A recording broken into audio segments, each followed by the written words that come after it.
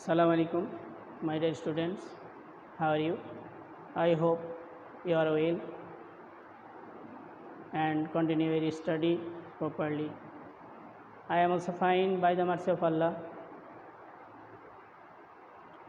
I am Rizal Karim, lecturer in English, Tanur, Purushabha TBM College. The principal of my institutions has taken all kinds of steps for taking online class for you because of coronavirus. So I want to offer a English class on the topics of English grammar, English second paper, syllabus and marks patterns for you. So listen to me and write the main points from the class, what I say, and write on the board and follow them properly. সুপ্রিয় শিক্ষার্থী বন্ধুরা, আজকে আমি online class নেওয়ার জন্য এখানে উপস্থিত হয়েছি। আমার আজকে যে অনলাইন ক্লাসটা নেব সেটা হচ্ছে ইংলিশ সেকেন্ড পেপার, আর আমার টপিকসটা হচ্ছে English second paper syllabus and marks pattern. এই সম্পর্কে আমি আলোচনা করব। নিশ্চয়ই তোমরা এর আগেই এর সিলেবাস এবং মার্কস প্যাটার্ন সম্পর্কে অবগত হয়েছ। তারপরেও আমি আবারও তোমাদেরকে স্মরণ করাতে চাই, যেহেতু এটাই মোস্ট ইম্পর্ট্যান্ট একটা বিষয়। কারণ এই সিলেবাস সম্পর্কে অনেক সময় অনেক স্টুডেন্টরা না জানার কারণে অনেক সময় দেখা যাচ্ছে যে পরীক্ষায় ভালোভাবে উপস্থাপন করতে পারে না। এই জন্য আমি মার্কস প্যাটার্নটা এবং অ্যান্সার লেখার সিস্টেমটা তোমাদেরকে আমি জানাতে চাই বা দেখাতে চাই। সো দেখো তোমরা আমি তোমাদেরকে একের পর এক আমি দেখে যাচ্ছি। তোমাদের যে কোশ্চেনটা থাকবে সেই কোশ্চেনটাতে 3টা পার্ট থাকবে, part A, part B and part C. Part এতে থাকবে সিন অ্যান্ড আনসিন কম্প্রেনশন, 2টি কম্প্রেনশন থাকবে, একটা সিন কম্প্রেনশন থাকবে, সিন প্যাসেজ থাকবে, আর একটা থাকবে unseen comprehension or unseen passage. Seen passage থেকে 2 ধরনের প্রশ্ন থাকবে। 1 নম্বর প্রশ্ন থাকবে choose the best answer from the alternative of the followings. এখানে 4টা প্রশ্ন থাকবে, প্রতিটি প্রশ্নের 4টি করে অ্যান্সার দেওয়া থাকবে। একটি সঠিক অ্যান্সার এবং 3টি ভুল অ্যান্সার। যেটি সঠিক অ্যান্সার সেটা তোমাদের খাতায় লিখতে হবে। এইভাবে করে 4টি প্রশ্ন থাকবে। সুপ্রিয় শিক্ষার্থী বন্ধুরা, তারপরে নেক্সট কোশ্চেন থাকবে তোমাদের answer the question given below. মানে বলা হচ্ছে এখানে 5টা প্রশ্ন দেওয়া থাকবে, এই 5টা প্রশ্নের অ্যান্সার লিখতে হবে। এই অ্যান্সার লেখার সময় তোমাদেরকে অবশ্যই এখানে অ্যাডিশনাল কোশ্চেনের নিয়ম অনুসারে তোমাদের লিখতে হবে। তোমরা তো জানো হো দ্বারা যদি প্রশ্ন করা থাকে হোয়ের অ্যান্সারগুলো কীভাবে লিখতে হয়, হোয়েনের অ্যান্সারগুলো কীভাবে লিখতে হয়, তারপরে হুইচের অ্যান্সারগুলো কীভাবে লিখতে হয়, এটা তোমাদের জানা আছে। তারপরে আমি একটু স্মরণ করে দিচ্ছি, হো দ্বারা যদি কোনো প্রশ্ন থাকে তোমাদেরকে জানতে হবে যে এই প্যাসেজে ব্যক্তি সম্পর্কে জানতে চাওয়া হচ্ছে। সেই ক্ষেত্রে তোমরা অ্যান্সার লেখার সময় হোয়ের স্থানে ওই ব্যক্তিটা বসায় দেবে, তারপরে প্রশ্নের বাকি অংশ বসায় দেবে, তাহলে হোয়ের অ্যান্সার হয়ে যাবে। তারপরে হোয়েন দ্বারা যদি প্রশ্ন থাকে তার জন্য তোমাদেরকে স্মরণ রাখতে হবে হোয়েন মানে কখন বলতেই এটার সময় সম্পর্কে জানতে চাওয়া হচ্ছে। সময়টা হয়তো কোনো মাসও থাকতে পারে, বছরও থাকতে পারে, অথবা কোনো বারও থাকতে পারে। সেই ক্ষেত্রে তোমরা প্রশ্নের সাবজেক্ট, প্রশ্নের প্রশ্নের বাকি অংশ বসাবে এবং হোয়েনের অ্যান্সারটা প্যাসেজ থেকে নিয়ে এসে বসাই দেবে, তাহলে হোয়েনের অ্যান্সার হয়ে যাবে। অনুরূপভাবে যদি হোয়ার দ্বারা প্রশ্ন থাকে তাহলে জানতে হবে যে কোনো স্থান সম্পর্কে প্যাসেজে উল্লেখ আছে, তখন তোমাদেরকে অবশ্যই প্যাসেজটি বারবার পড়ে তোমাদেরকে অবশ্যই সেই স্থানটাকে আইডেন্টিফাই করতে হবে। সেই ক্ষেত্রে অ্যান্সার লেখার সময় তোমরা লিখবে প্রশ্নের সাবজেক্ট, প্রশ্নের প্রশ্নের বাকি অংশ এবং হোয়ারের অ্যান্সার প্যাসেজ থেকে। এইভাবে যদি হয় দ্বারা প্রশ্ন থাকে তাহলে জানতে হবে যে অবশ্যই কারণ সম্পর্কে জানতে চাওয়া হচ্ছে।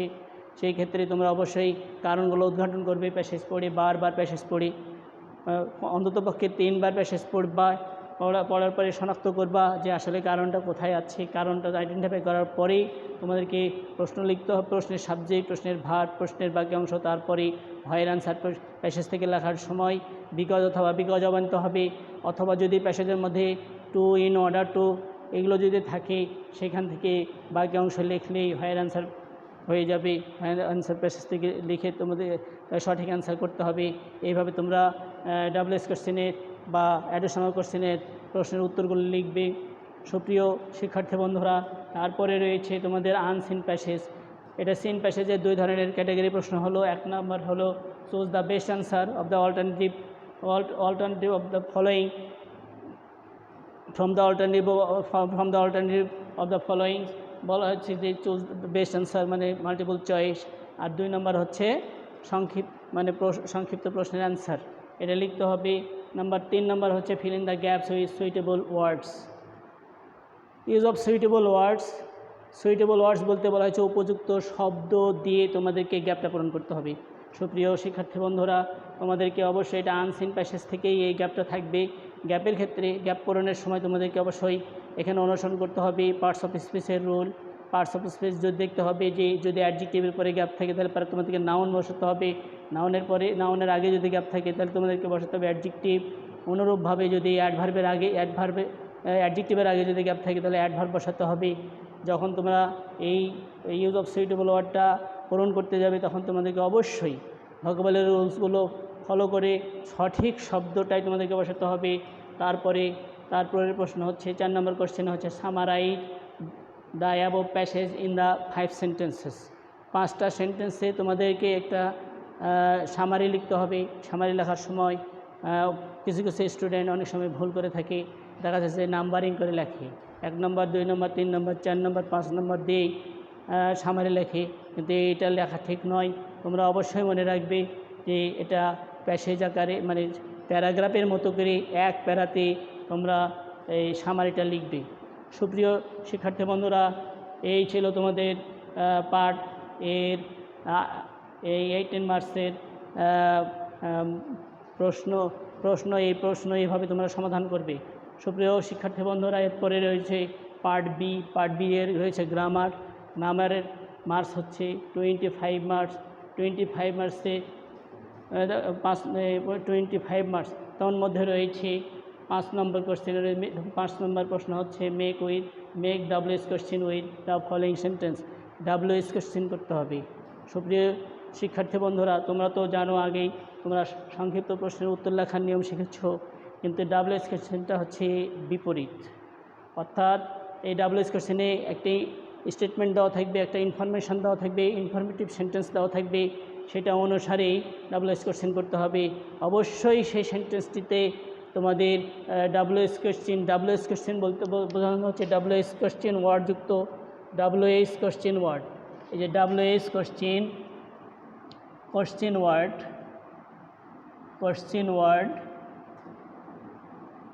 অর্থাৎ হু, হুম, হুইচ, হোয়েন, হোয়ার। এই ডাব্লিউএস কোশ্চেন ওয়ার্ড দ্বারা যুক্ত কোশ্চেনকে বলা হচ্ছে ডাব্লিউএস কোশ্চেন।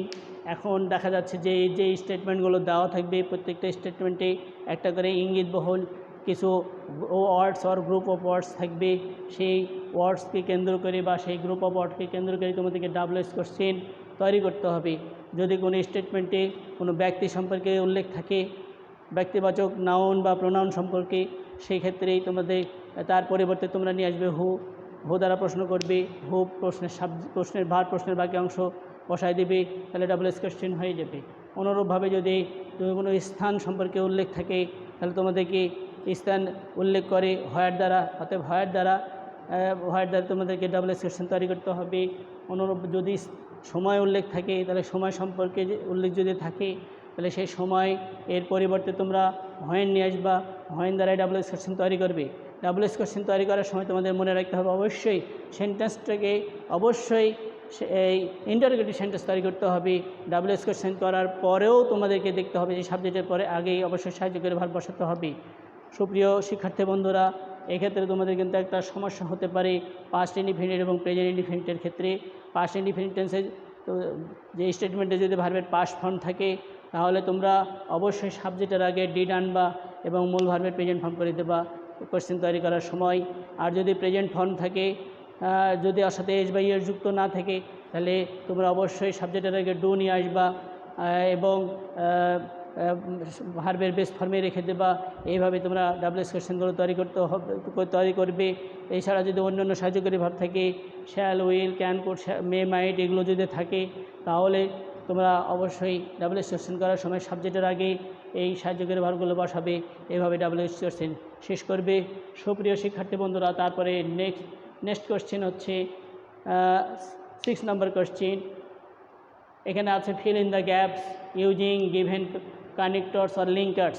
কানেক্টরস বলা হয় আসলে দুই নাউন বা দুটি ক্লজকে যেই কনজাংশন যুক্ত করে থাকে তাকে বলা হয় কানেক্টরস। কানেক্টরস মানে সংযোগ স্থাপন করা, একটার সাথে আরেকটার মিলানো বা সংযোগ তৈরি করা। সুপ্রিয় শিক্ষার্থী বন্ধুরা, এখানে তোমাদের অবশ্যই কানেক্টরস করার সময় কানেক্টরস বলতে যে এগুলো কানেক্ট করবে, অর্থাৎ এখানে বেশিরভাগ ক্ষেত্রে সাবঅর্ডিনেটিং কনজাংশন এবং কোঅর্ডিনেটিং কনজাংশনগুলো বেশি থাকে এই ক্ষেত্রে। আর যে ইনফরমেটিভ সেন্টেন্সগুলো দেওয়া থাকবে এটা থাকবে 8টা। এখানে থাকবে একটা কমপ্লেক্স, সাধারণ মানে বেশিরভাগ ক্ষেত্রে কমপ্লেক্স সেন্টেন্স থাকে, দুইটা ক্লজ থাকবে। এই দুইটা ক্লজকে যেগুলো যুক্ত করা যে সাবঅর্ডিনেটিং কনজাংশন দ্বারা যুক্ত হবে না কোঅর্ডিনেটিং কনজাংশন দ্বারা যুক্ত হবে, এই জিনিসগুলো তোমাদেরকে মনে রাখতে হবে। সুপ্রিয় শিক্ষার্থী বন্ধুরা, তোমরা তো জানো সাবঅর্ডিনেটিং কনজাংশন অবশ্যই সাবঅর্ডিনেট ক্লজের আগেই বসে, আর কোঅর্ডিনেটিং কনজাংশন কোঅর্ডিনেট ক্লজের আগে বসে। ক্লজ সম্পর্কে তোমাদেরকে অবশ্যই জানতে হবে এবং কানেক্টর সম্পর্কে অবশ্যই তোমাদেরকে জানতে হবে, তবেই তোমরা এই ইউজ অফ সুইটেবল কানেক্টরস আর লিঙ্কার্স এটা তোমরা অবশ্যই করতে পারবে। সুপ্রিয় শিক্ষার্থী বন্ধুরা, তারপরে রয়েছে 7 নম্বর কোয়েশ্চেন। এটা হচ্ছে ইউজ অফ অ্যাপ্রোপ্রিয়েট প্রিপোজিশন। এখানেও এই প্রশ্ন থাকবে, 8টা করতে থাকবে। সঠিক অ্যাপ্রোপ্রিয়েট প্রিপোজিশন অর্থাৎ এই কোন ওয়ার্ডের পরে কিছু অ্যাপ্রোপ্রিয়েট প্রিপোজিশন তোমরা তো জানো। অ্যাপ্রোপ্রিয়েট প্রিপোজিশনগুলো মুখস্থ করতে হয় অনেক সময়, যেমন ডিপেন্ডের পরে অন হয়, সাফারের পরে ফ্রম হয়। এইভাবে কিন্তু গ্যাপ থাকবে। এই অ্যাপ্রোপ্রিয়েট প্রিপোজিশনের জন্য তোমাদেরকে অধিক অ্যাপ্রোপ্রিয়েট প্রিপোজিশনগুলো কন্ট্রোল করতে হবে, তবে তোমরা এটা সঠিক আনসার দিতে পারবে। আর এখানেও প্রশ্নের আইটেম থাকবে 8টা, তার মধ্যে প্রতিটি প্রশ্নের মার্কস থাকবে হাফ করে, অর্থাৎ 4 মার্কস। আর ওপরে যেটা ডাবলএস কোয়েশ্চেন আমি বলেছিলাম এটাতেও থাকবে 8টা এবং হাফ মার্কের প্রতিটি প্রশ্নের মান হচ্ছে হাফ, অর্থাৎ এই 8টাতে মার্কস হবে তোমাদের 4 মার্কস। সুপ্রিয় শিক্ষার্থী বন্ধুরা, তারপরে তোমাদের রয়েছে 8 নম্বর কোয়েশ্চেন হচ্ছে using right form of verb given in the brackets. এখানে রাইট ফর্ম ভার্ব থাকবে 8টা। রাইট ফর্ম ভার্ব তোমাদের অবশ্যই স্মরণ রাখতে হবে যে রাইট ফর্ম ভার্বকে কন্ট্রোল করতে গেলে তোমাদেরকে অবশ্যই টেন্স জানতে হবে, তারপরে rules of right form of verb জানতে হবে, ন্যারেশন এবং ভয়েসকে ফলো করতে হবে। এই কটা 4টা অপশান অর্থাৎ টেন্স, ভয়েস, ন্যারেশন এবং rules of right form of verb, এই 4টা জানলেই তোমরা রাইট ফর্ম ভার্বটা কন্ট্রোল করতে পারবে। সুপ্রিয় শিক্ষার্থী বন্ধুরা, তারপরে নেক্সট কোশ্চেন রয়েছে, এটাও থাকবে তোমাদের 8টা, অর্থাৎ 0.5, 8 equal to 4। এটাও থাকবে 8টা। প্রতিটি প্রশ্নের মান হবে হাফ করে, দেখা যাচ্ছে এইটাতেও এরও পূর্ণ মান হচ্ছে 4। সুপ্রিয় শিক্ষার্থী বন্ধুরা, তারপরে রয়েছে প্যাসেজ ন্যারেশন। প্যাসেজ ন্যারেশন এটা কিন্তু ইজি, অনেকেই বলে কি কঠিন নয়, এটা সহজ একটা ওই গ্রামার অপশান। কারণ এই প্যাসেজ ন্যারেশন জানার সময় তোমাদেরকে অবশ্যই কাটা ন্যারেশন জানতে হবে। কাটা ন্যারেশন যদি জেনে নিতে পারো তাহলে অবশ্যই তোমাদের এই প্যাসেজ ন্যারেশনটা সহজ হবে। সুপ্রিয় শিক্ষার্থী বন্ধুরা, অবশ্যই প্যাসেজ ন্যারেশন জানার সময় তোমাদেরকে সেন্টেন্স জানতে হবে এবং টেন্স জানতে হবে, এবং সংক্ষিপ্ত কিছু জেনারেল রুল যদি কিছু জানো তাহলেই তোমাদের প্যাসেজ ন্যারেশনটা তোমরা সঠিক করতে পারবে। তারপরে নেক্সট কোশ্চেন রয়েছে question number 10, write the antonym and synonym. সুপ্রিয় শিক্ষার্থী বন্ধু, এখানে তোমাদের একটা জিনিস মাথায় রাখতে হবে, বলছে এখানে write the antonym and synonym of the words as directed below, মানে যেখানে আন্ডারলাইন করা থাকবে ওটাকেই তোমাদেরকে সিনোনিম অথবা অ্যান্টোনিম, যদি ওখানে সিনোনিম করতে থাকে সিনোনিম করতে হবে, অ্যান্টোনিম থাকলে অ্যান্টোনিম করতে হবে। অ্যান্টোনিম এবং সিনোনিমের ক্ষেত্রে তোমাদেরকে অবশ্যই তোমাদেরকে জানতে হবে যে ওয়ার্ডটা যে সিনোনিম যার এই মার্কিং ওয়ার্ডটা যেটা মার্ক করা আছে সেই ওয়ার্ডটা অ্যাডজেক্টিভ আছে না নাউন আছে। যদি অ্যাডজেক্টিভ থাকে ওটাকে সিনোনিম করতে হয়, তাহলে সিনোনিমেরও অ্যাডজেক্টিভ করতে হবে। যদি অ্যান্টোনিম থাকে তাহলে যদি তুমি অ্যান্টোনিম করতে থাকে তাহলে অ্যান্টোনিম করবে, এবং ওই অ্যান্টোনিম যেটা করবা সেই ওয়ার্ডটাকেও নাউন করতে হবে। যদি এটা অ্যাডজেক্টিভ থাকে ওটাকে অ্যাডজেক্টিভ করবা, যদি ওটা অ্যাডভার্ব থাকে ওটা অ্যাডভার্ব করবা। এভাবেই অ্যান্টোনিম সিনোনিমও তোমাদেরকে শেষ করতে হবে। সুপ্রিয় শিক্ষার্থী বন্ধু, এটাতেও তোমাদের মার্কস রয়েছে 4 আর 4। এরপরে পার্ট সিতে হচ্ছে রাইটিংস। সুপ্রিয় শিক্ষার্থী বন্ধু, তোমাদের জানতে হবে তোমাদের রাইটিংস থাকবে 2 ধরনের রাইটিং থাকবে, একটা জব অ্যাপ্লিকেশান আর রিপোর্ট রাইটিং। জব অ্যাপ্লিকেশানের মধ্যে তোমাদেরকে অবশ্যই বলা আছে জব অ্যাপ্লিকেশানে ওই সিবি একটা কথা বলা আছে, কারিকুলাম ভিটা যেটা বলা হয় হলো যে জীবন বৃত্তান্ত। সুপ্রিয় শিক্ষার্থী বন্ধুরা, তোমাদেরকে অবশ্যই জীবন বৃত্তান্ত সম্পর্কে অর্থাৎ সিবি সম্পর্কে তোমাদেরকে সংক্ষিপ্ত ধারণা দিই। সিবিতে নিম্ন তোমাদের 8টা অপশান লিখতে হবে। সেটা হচ্ছে name of the candidate name লিখতে হবে, ফাদার্স নেম লিখতে হবে, মাদার্স নেম লিখতে হবে, তারপরে লিখতে হবে প্রেজেন্ট অ্যাড্রেস, পার্মানেন্ট অ্যাড্রেস, তারপরে ডেট অফ বার্থ লিখতে হবে, তারপরে রিলিজিয়ন লিখতে হবে, মেলিং অ্যাড্রেস, রিলিজিয়ন, ন্যাশনালিটি এবং এডুকেশনাল কোয়ালিফিকেশান, এগুলোটা মাস্ট লিখতে হবে। এভাবে করে তোমাদেরকে জব অ্যাপ্লিকেশান লিখতে হবে, তার সাথে সিবিও তোমাদেরকে অ্যাড করতে হবে। সুপ্রিয় শিক্ষার্থী বন্ধুরা, তারপরে তোমাদের লাস্ট আইটেম হচ্ছে কোশ্চেন নাম্বার 12 রিপোর্ট রাইটিং। এটাও পার্ট সিতে রয়েছে, মার্কস হচ্ছে তোমাদের 8, তাতে জব অ্যাপ্লিকেশানে হচ্ছে 9 আর হচ্ছে রিপোর্ট রাইটিংয়ে হচ্ছে 9। সুপ্রিয় শিক্ষার্থী বন্ধুরা, আসলে রিপোর্ট সম্পর্কে তোমাদেরকে কিছু আমি বলতে চাই। রিপোর্টটা আসলে 2 ধরনের হয়ে থাকে, একটা হচ্ছে জেনারেল রিপোর্ট আর একটা হচ্ছে নিউজ রিপোর্ট। জেনারেল রিপোর্ট কোনো বিষয় সম্পর্কে তথ্যবহুল কোনো প্রতিবেদন প্রদান করা, সেটাকে বলা হয় জেনারেল রিপোর্ট। আর নিউজ রিপোর্টটা হচ্ছে কোনো টেলিভিশন সংবাদ সংস্থার মাধ্যমে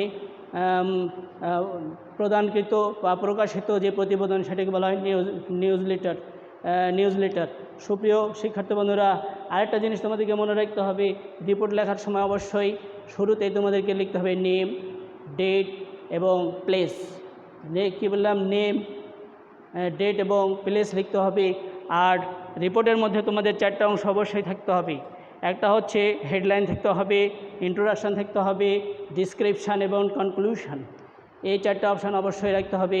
সুপ্রিয় শিক্ষার্থী বন্ধুরা, আমি তোমাদেরকে যে সিলেবাসটা আমি মার্কস প্যাটার্নটা যেটা আমি বলতে চাচ্ছি, আরেকবারও বলছি যে ফার্স্ট এখানে তোমাদের পার্ট এতে থাকবে 2টা প্যাসেজ থাকবে, একটা সিন প্যাসেজ আর একটা আনসিন প্যাসেজ। সিন প্যাসেজে থাকবে মাল্টিপল চয়েস, সেটা থাকবে 4 মার্কের। বলছে যে অ্যাডিশনাল কোয়েশ্চেন, সংক্ষিপ্ত প্রশ্ন থাকবে, এটা থাকবে 5 মার্কসের 5টা লিখতে হবে। Fill in the gaps with suitable words, এটা থাকবে 8টা হাফ মার্কের অর্থাৎ 4 marks. Summarise the above passage in 5 sentence, summary লিখতে হবে, এটাও হবে 5 মার্কস। মোট হচ্ছে 18 মার্কস, 18 মার্কস। আর পার্ট বিতে রয়েছে গ্রামার, 25 মার্কস। 5 নম্বরে থাকবে যে ডাবলএস কোয়েশ্চেন, এটাও থাকবে 4 মার্কসের, 4 মার্কস। তারপরে থাকবে ইউজ অফ সুইটেবল কানেক্টরস, এটাও থাকবে 8টা, তার মধ্যে হাফ মার্কের অর্থাৎ 4 মার্কস। কোয়েশ্চেন নাম্বার 7-এ থাকবে অ্যাপ্রোপ্রিয়েট প্রিপোজিশন, এখানেও থাকবে 8টা, তার মধ্যে হাফ করে সেটাতে হবে 4 marks. Using right form of verbs given the right form ভার্বও থাকবে 8টাতে থাকবে 4 মার্কস, এবং প্যাসেজ ন্যারেশনও থাকবে 4 মার্কস। অ্যান্টোনিম সিনোনিমে 4 মার্কস। এবং পার্ট সিতে থাকবে রাইটিং 8, 10, জব অ্যাপ্লিকেশান থাকবে 9 মার্কস এবং রিপোর্ট রাইটিং থাকবে 9 মার্কস। সুপ্রিয় শিক্ষার্থী বন্ধুরা, তোমরা অবশ্যই এটা ফলো করবে। No more today. God bless you. God bless you. You must follow my class and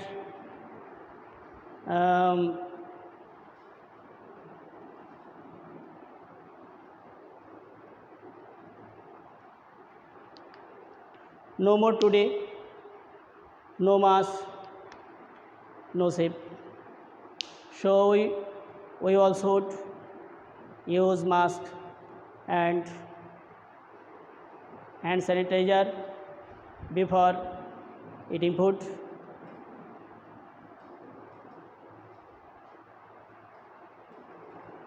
I will meet with you in the next class about basic English.